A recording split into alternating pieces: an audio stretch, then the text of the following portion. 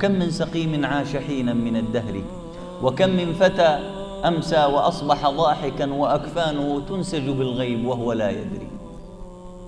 ما يدري الإنسان، يضحك ويتونس ويلعب ومو همه شيء من الدنيا.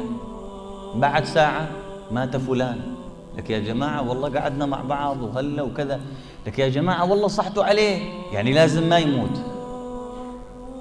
ما يهم هذا الأمر. فإذا جاء أجلهم لا يستأخرون ساعة ولا يستقدمون. فلا تستهين أنه أنت مطول بهذه الحياة الدنيا. كم شاب راح بجلطة شبابية هلا إذا بدنا نحصيهم بالأيام القليلة اللي مضت.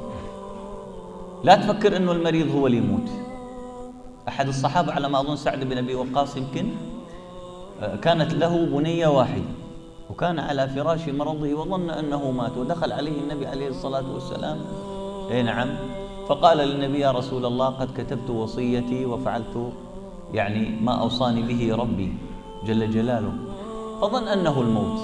بعد هذا المرض كم سنة عاش؟ 45 عام، وأنجب 17 ولد إخوة لهذه البنت. فمو المرضان،